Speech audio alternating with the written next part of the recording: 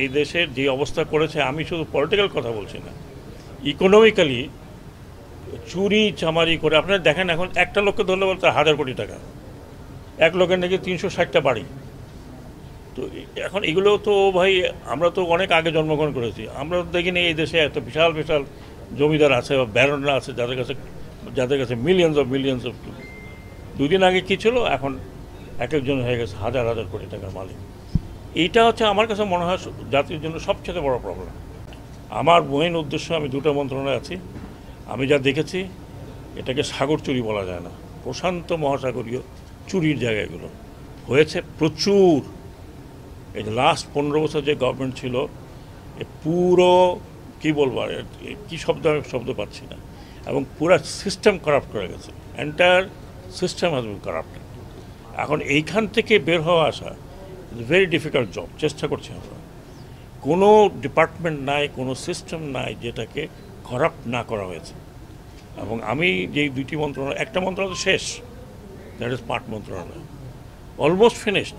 এখন আমরা ট্রাই করতেছি যে আস্তে আস্তে যদি জানা যায় 15 বছরের কাজ তো 1 বছরে বা 15 মাসে বা 2 বছরে বা 3 বছরে করা সম্ভব না যদি এটা কন্টিনিউ না করে। নৌ মন্ত্রণালয়ের ব্যাপারে আমি মাত্র বলবো যে ডুব দিচ্ছি, কোথায় নিচে কোথায় মাটি পাওয়া যাবে, I don't know. It is totally, মানে আমার যেটা ইমপ্রেশন, এমনভাবে রন্ধ্রে রন্ধ্রে আপনার কেনাকাটার মধ্যে, তৈরি করার মধ্যে, প্রজেক্টের মধ্যে কিছু কিছু প্রজেক্ট তো কেউ জানে না যে কেন নেওয়া হয়েছে। তো এইগুলোর থেকে আমি বের করার চেষ্টা করছি।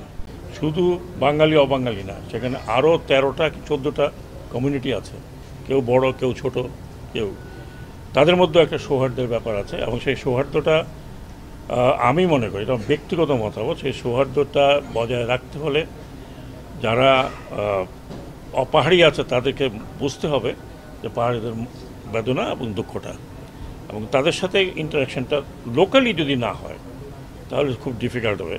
আছে এর মধ্যে তো অনেক রকমের ইন্ধন যোগাইতে থাকে, বাট ইন্ধনটা যাতে না যোগে সেজন্য লোকাল অ্যাডমিনিস্ট্রেশন এখানে যারা আছেন এবং যারা নেতৃত্বে আছেন, বিশেষ করে আমাদের পাহাড়ি ভাই বোনদের বেশিরভাগকে আমি চিনি, সিনিয়র যারা, আমি বেশিরভাগকে চিনি, কারণ আমি 3 বছর কাটিয়ে আসছি বান্দরবনে। এখনও আমি যখন যাই তখন এই সব সিনিয়ররা চলে আসে।